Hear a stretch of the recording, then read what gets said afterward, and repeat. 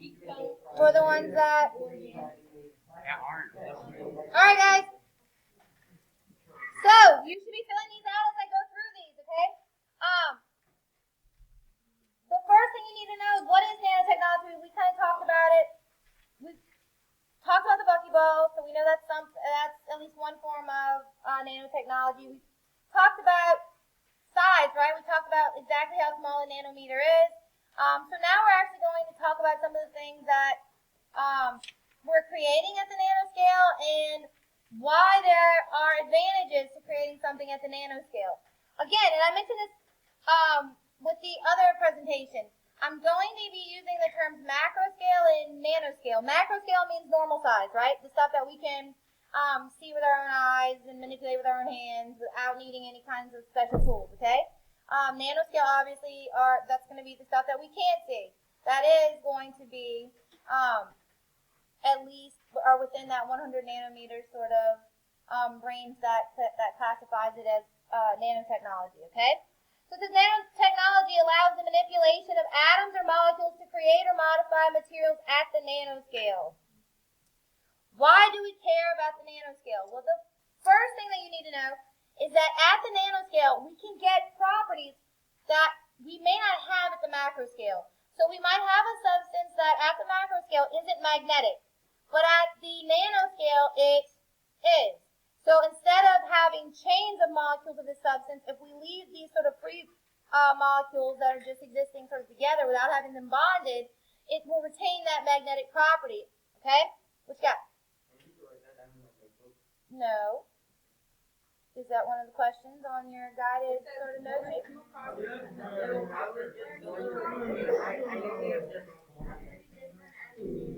So what's special about nanotechnology anyway? So at the nanoscale, here are some of those properties that something might have that it won't necessarily have at the macro scale, okay? So this is why we would want to break something down. Does that make sense? Have something be really small versus having it really, really, really large, okay? So at the nanoscale, some substances might be better conductors of electricity or heat. And please recognize that just putting that something's a better conductor is not enough because there's different types of conduction. There's thermal conduction, which is heat conduction, and electrical conduction or conductivity, which means that it conducts electricity. Not all substances, just if it is a good electrical conductor, does not mean that it's a good thermal conductor. You need to write at least how many of them? At least two. Some substances are going to be much stronger at the nanoscale. When we talk about carbon nanotubes, that's going to be a perfect example of a substance that is stronger at the nanoscale than it is going to be at the macro scale. It's still very strong at the macro scale, but it's much stronger when we are, if we try to apply pressure to, let's say, carbon fiber or something, okay? That's a substance that we're looking at the macro scale, right? Nanotubing is something we would only see under one of those microscopes, right? We're using it to make things, all right? It's like, think of it as something that we're using to actually construct other types of materials. But we're not putting these together in long chains. We're leaving these as smaller objects that are sort of existing together to make up the substance so that they retain these properties, okay? It might have different magnetic properties. So again, it might be magnetic at the nanoscale, but not at the macro scale. It might be a better reflector of light. We're going to look at this with the sunscreen lab next class. It might give off a different color at the nanoscale than it does at the macro scale. And the most important thing that you need to know is why this happens, okay? And the easiest or sort of explanation that I can give for this is there's going to be a larger amount of exposed surface area when you're at the nanoscale, which doesn't make sense to a lot of students at first, okay? You would think if we're looking at it if it's big enough for us to see it, that should be a greater amount of surface area, right? But is that actually true? And the first example I always give for this is gum, okay? Let's say you're chewing on a piece of gum. If you spit it out in like a really big wad, and someone else, like say they spit out the same size piece of gum out at the same time, but theirs is like spread out, right? Which one can dry out faster?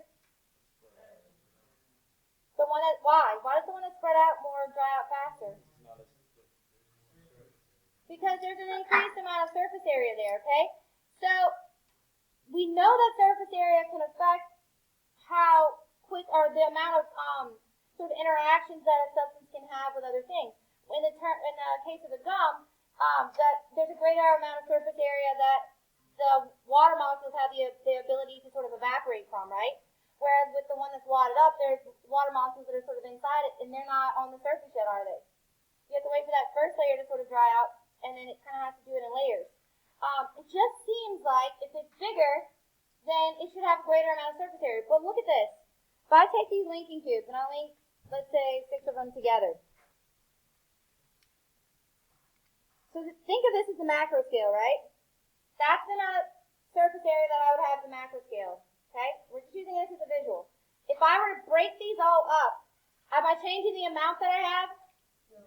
But how is the amount of surface area going to compare now? The total amount of surface area. Is it larger or smaller? Why is it larger? You just said it, Reese. The surfaces where they were connected is now exposed. You see that? When I have two together, I'm losing that surface where I connected them. Okay? When I take them apart, that becomes surface again, right? So by making something smaller or breaking it up into smaller pieces, I'm actually increasing surface area. It doesn't seem like that's what should be true, but it actually is. Does this help you kind of see that and understand that? So at the nanoscale, because I'm looking at individual particles that aren't all going to be sort of bonded together, I'm increasing the amount of surface. And why does that matter? Because that now gives me a larger surface for them to come into contact with other materials, okay? And to have these sorts of interactions that cause things like reflection, or that cause things like magnetism or conductivity, okay? So that's why it's more, you tend to have more properties at the nanoscale because you're increasing the amount of surface area that can come into contact with other things or have interactions, okay? What you got, Will? You want me to just give you all the answers? Well, I should have just typed it in. What does number 2 ask? Literally, it gave you a whole bullet because they have a larger surface area, which allows for more interaction.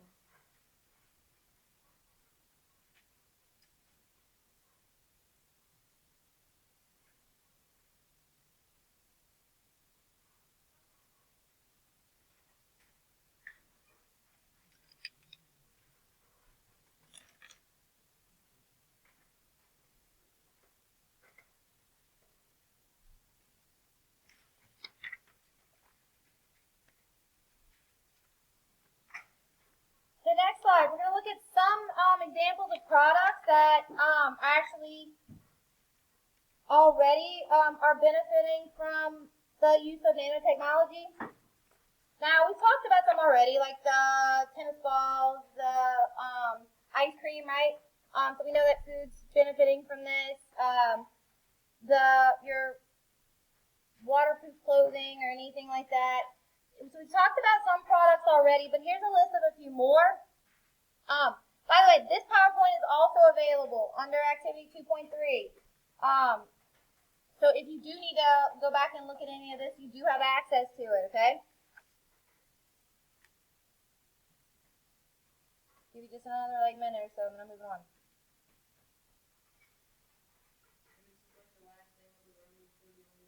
No. The sunscreen stuff. There's a few notes that go with the sunscreen stuff. It's not hard, no. Yep. All right, so some of those products. One would be antibacterial wound dressing. So basically, you've got bandage or gauze that has this nanotechnology that basically what it does is it keeps bacteria from being able to grow, which means that you're going to keep your wound from being able to do what? Become infected, right? It prevents infection. You have things like a nanoscale dry powder that neutralizes gas and liquid toxins and chemical spills.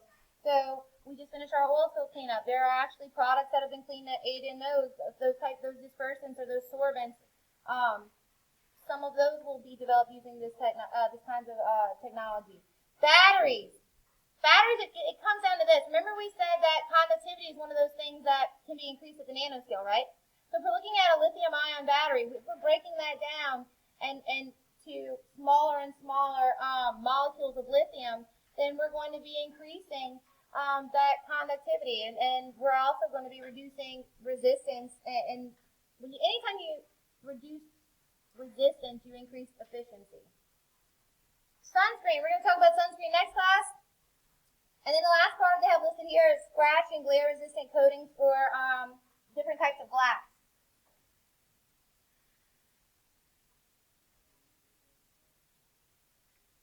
All right.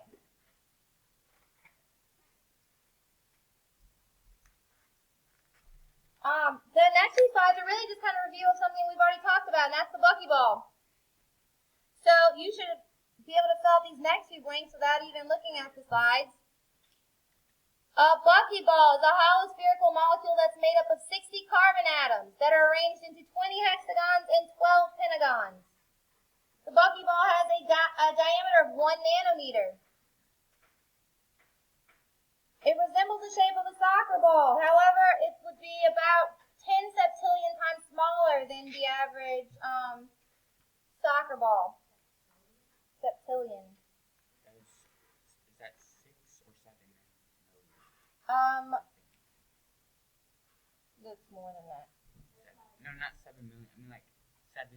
It's a 7. It is, but it actually doesn't mean that. Yeah. I think if I think it would come down to what, 25 zeros altogether. 1, 2, 3. Is it 24? 24. There. Yeah. So I tried that too immediately. I'm like, oh, I'll tell you, well, that's got to be something with a 7. No, it's not something with a 7. All right. Wait, no. You should know that. Why? What do I need to wait on that? I know, that's what I'm saying. So why am I? People are like saying go back, and I'm like, for what? I'm good now. I thought number 6 was. Oh, okay. No. So buckyballs. Since you all majors, especially those of you that took time to make a nice neat one, did you kind of feel? I mean, it was just paper, but could you imagine if that were made of something that was actually? It was pretty structurally sound, especially if you actually took the time to make sure that it wasn't that you folded it and you had your nice creases or whatever. Could you imagine how easily they would stack on each other too? They stack very nicely, so when I've got a lot of these, then you're going to have a very structurally sound product, okay? So you're often going to find buckyballs used in materials that are used for building.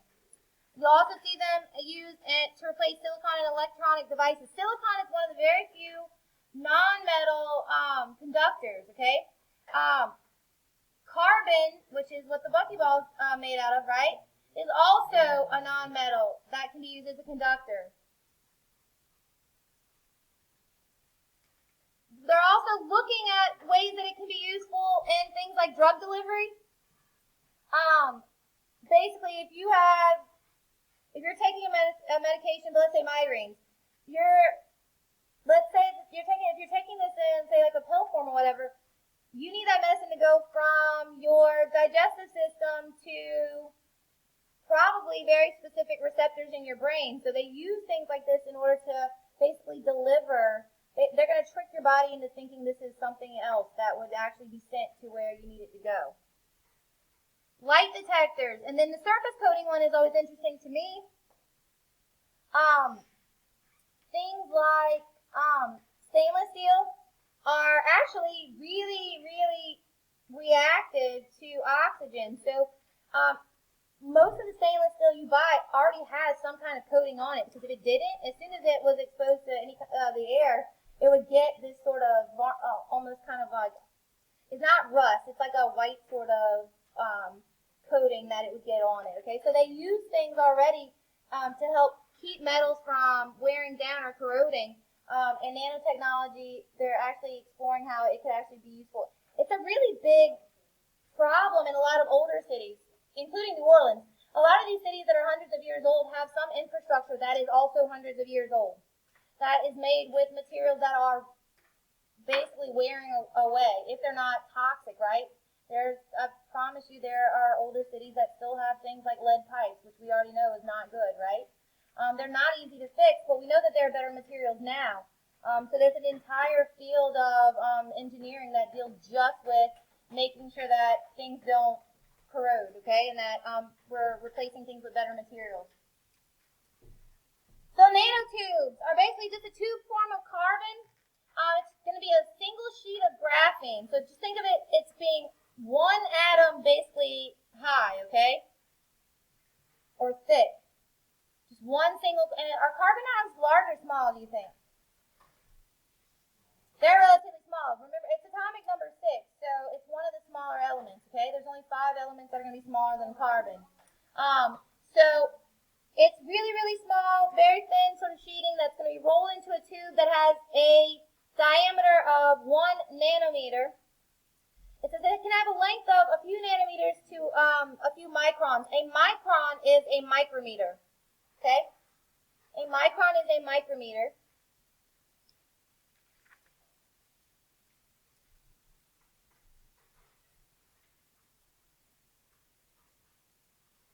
The reason why carbon nanotubes are so special is they're hollow. The fact that they're hollow, what are you exposing? More what? What do we say gives it more surface material, more surface area? So you basically got a surface on the outside and on the inside. So you've got even more space for these sort of interactions to happen. So you're increasing the probability of this substance having those conductivity properties, of being magnetic, of being a stronger material. Okay, so just how strong is carbon nanotubes? Well, the first thing you need to know, the two main properties for a nanotube is that it's extremely strong and it's extremely stiff. Okay, so it's one of the strongest and stiffest known materials. Okay, so those 2 blanks that you have there for that, that's what they're looking for there. Okay. It's extremely stiff. It can be as stiff as diamond at the nanoscale, and it's also extremely strong. When we're talking about how strong it is, it can withstand up to around 10 million tons per square foot of pressure. And that's tensile pressure. Tensile pressure, by the way, is if I have a surface, it's a pressure that's going directly perpendicular to that surface. Okay, so a nanotube can withstand 10 million tons of pressure per foot of nanotube, okay? So it can withstand a great amount of pressure without it buckling or sort of giving, okay? So it's extremely strong, but importantly, it is flexible though, okay? It's about 11 times stronger than carbon fiber, and carbon fiber is something you're probably going to be more familiar with. Where are some places you might see carbon fiber? Sports what? Sports cars. So cars are going to be the number 1, and sports cars especially because in order for them to go faster, they need to make the car what? Lighter, and so that's what carbon fiber does. So we know we call a lot of cars and stuff from sort of the mid-century through the early 80s. Those are kind of like muscle cars, right? They're called that because they were made out of mostly what? What were those old cars made out of? Anyone know? Steel, and there's a lot of iron in them too. So they're really heavy, which is why they got things like 7 miles to the gallon. Okay?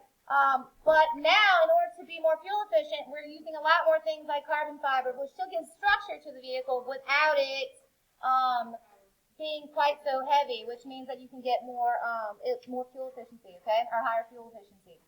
Another thing I want to point out with the nanotubes, it says it has a very high current carrying capacity. What kind of current? What kind of current do you think it is?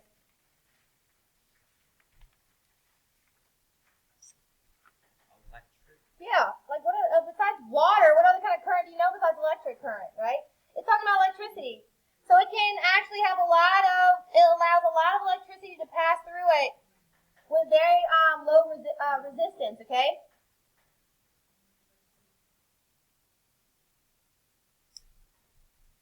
So now we're going to talk about some things that allow us to actually create these forms of nanotechnology.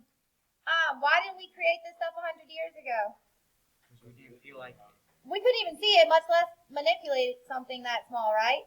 So So first of all, we had to have some way for us to actually manipulate things at the nanoscale before it would have even been possible, okay? So we needed new tools to be developed before we could actually create this. So, first thing we need is, there's going to be something called a scanning electron microscope. And I don't know why PLCW does this. It gives you the definition for scanning probe, but then it's going to talk about scanning electron. They are similar. Scanning probe is going to work the same way. There's just going to be basically another like sort of attachment that's going to go on it. This is only going to allow us to see things that are that small, okay?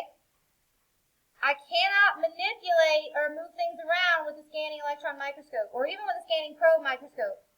The scanning probe microscope is just a way for you to sort of see, but instead of seeing with these electrons, which is just going to basically be like shooting electricity at it and it sending me an image, it uses a probe to sort of feel the surface and send an image. Does that make sense? But still, both scanning probe, scanning electron, still, it only allows us to see it. It's the atomic force that allows me to actually move things around. So this is basically an extension of the person that's actually engineering this. Do you think these are going to be large or small microscopes? Large. Large, okay? Very, very large microscopes. It takes a lot of room to sort of whittle down to something that small, okay? So I would think about, have you guys ever seen like the Da Vinci robots they use in like surgery? It's relatively small. It can fit in, you know, your normal sort of hospital, like surgical, like room or whatever, or operating room. And it's basically an extension of the surgeon. It's extremely sensitive. Like if they flinch even slightly, so is that robot. Okay. For something like this, so I've got that robot that's basically going to shrink that surgeon's hands down, just enough to where it could go inside of a person and do some very sort of intricate stuff, right? Imagine that I would then have another robot that robot is going to then sort of operate that's going to get even smaller. And then I have another one that gets even smaller. This is very much an oversimplification of this. But imagine how much space it's going to take in order for you to eventually get down to something that's small enough that can actually move around individual atoms or molecules, okay? How is it moving them around? Well, it has to have sensors, right? That are telling it whenever it's touching something, whenever it's hitting something. That are going to give it an idea of maybe density or texture or whatever so that they know that they're actually working with whatever material it is that they are attempting to manipulate, okay? So it has to have sensors that are going to basically give that probe the ability to feel almost like we would be if we were at we were moving something around at the macro scale, okay? This is just a recap of the types of microscopes that allow us to see things. This is the kind that you would use like in your actual sort of biology lab to see things like cells, right? This only magnifies something up to 400 times usually. A clean room. These are important because basically if I'm trying to manipulate carbon atoms, I only want carbon atoms to be present, right?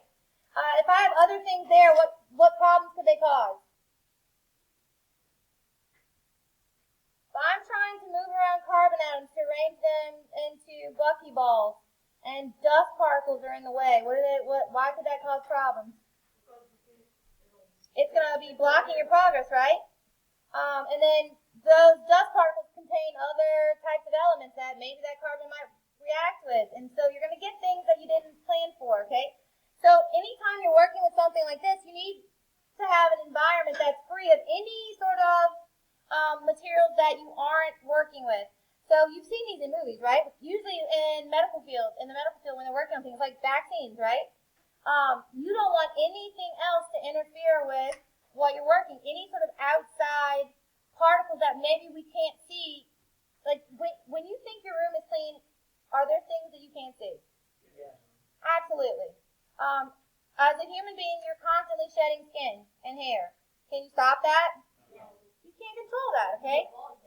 So when you go into a room like this, they have to basically have their whole bodies what? Covered. Like I said, we've all seen them in movies, right? With the whole like little get up right here. How do they breathe? They have respirators. They have respirators, so they can breathe. Not only do they not want to bring anything in, but they also want to make sure that they're not bringing anything out. There's usually like a buffer room. Like they'll go in, they'll take like basically hazmat type shower where they're going to be completely sterilized, and they'll put on the suit, and then they'll get, it's not necessarily going to be like a shower, but they'll get that. We'll get like a nice little coating to make sure that nothing gets on that before they can go in. Then they will, when they come out, take it off. It goes into its own sort of like little containment thing for it to be disposed of, and then they take another shower, and then they leave. The whole process to go in and then to come back out, just to make sure that you don't end up with things in your vaccine that you don't want, right? Types of nanotechnology applications. I'm not going to talk about all these. I'm only going to talk about the ones that you may see on your test, depending on which version you have. So I'm going to keep this short and sweet for you guys, okay?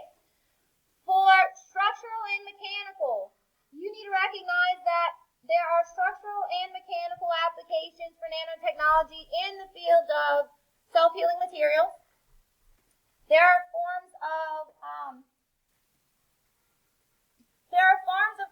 basically kind of like carbohydrate type materials that can heal themselves when they're exposed to certain like levels of carbon dioxide.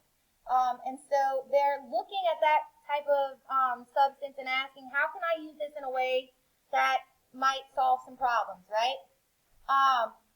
We're going to talk about how they're actually using this for things like the types of materials we make roadways with, right? To kind of help them basically repair themselves so we don't have things like potholes or cracks or whatever. Also recognize that body armor and spacesuits are under structural and mechanical. Why do you think those are under structural and mechanical? Well, the kinds of pressure and the types of things that they have to withstand. You are looking at more like structural materials than you are. You're not looking for fabrics for these, are you? Probably not. Maybe for like lining, but on the outside, not necessarily. Yep. For biomedical, you need to recognize that DNA sequencing and the bionic eye are fields that are using nanotechnology. With DNA sequencing, the Human Genome Project happened in the early 90s. We learned how DNA basically is basically what determines certain traits that we have. And so now we're looking at how can I manipulate this? And can I create things at the nanoscale to replace maybe parts of a gene that are missing, right? That's how some types of genetic sort of deformities that we might see in certain species. That's what causes them, maybe missing pieces. So can we create something to put there to correct this? The bionic eye. They're looking at basically like a camera that is going to be able to attach to a nerve. Okay. They actually have some prototypes of these that already exist. The problem is always going to be, how do I make it smaller? How do I make it more efficient? And how is it going to be actually powered if it's in the human, if it's actually in the form of some sort of human eye and it's actually in the person, okay? So that's the kind of things that they're looking at. Transportation, automated highways, and better battery technology. I actually mentioned batteries earlier. Remember, if we're decreasing the size of the materials that we're using them, things like lithium, we're increasing the conductivity. We're going to be decreasing resistance, which is basically friction for electricity, which makes them more efficient, okay? And if they're more efficient, that means they last longer, okay? They can hold the charge longer. Automated highways. They're basically these little sort of like nano sensors that can be put in as an aggregate. And an aggregate is anything that we add to cement or asphalt, okay? That can be added to it so that it can actually measure things like the types of pressure that roads actually are being exposed to on a regular basis, how it's holding up to that pressure. Speed, things like they're looking for areas where people are prone to speeding. These sensors can do that for them. It can also sense whenever the material is failing and it needs to be repaired. So if you couple this with some of those self-healing materials that I talked about under mechanical and structural, then you have your self-healing roads, right? Wait, what? What isn't what? Oh Lord, I don't know. Look, because money. And plus, something like that. Okay, you have to be reasonable in New Orleans too. When you're under sea level, right? And you constantly flood, you have to be realistic. You're not always gonna have perfect roads. This is not gonna happen. They're washed out, it's something that's gonna be constantly washed out. So why would you even want to spend this kind of money on a road that eventually is gonna be underwater anyway? I'm just saying. I don't know if this would be the best application for a New Orleans road. Are they bad? Yes, but I don't know about this. Space. There's only one you need to know, and that's the micro rovers. So we've already sent 3 rovers to Mars. Curiosity, Spirit, and Opportunity. And so the next one they're talking about sending, they're basically nanobots. Wait, which one was the one that died? I think it was. I thought it was No. Curiosity. I can't remember which one, but I mean, it's still there. It's what's dead. Yeah, it's still there. Well, I mean, all of them are still there. How are they gonna get back? They're not. They don't. That's the problem with going to Mars. It's once you're there, you're there. There's no launch pad to come home. So that's the thing about it. But anyway, they're going to be sending, and these I think I'm pretty sure are like ready to go. They're nanobots, so they're going to be deployed from the main rover to be able to sort of spread out. And the good thing about this, they can do things like burrow, right? They're as small as insects, so they can go down into the soil. They get better readings than maybe the traditional rovers have up to this point. So those things are pretty neat. Wait, I have a question. What you got? Would they be able to put just like thousands of them in there? Yeah, that's what they're gonna do.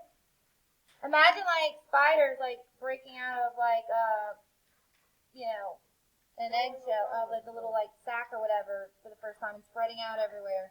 That's what I picture when I picture these little rovers getting to Mars and being freed, just scattering everywhere. What you got?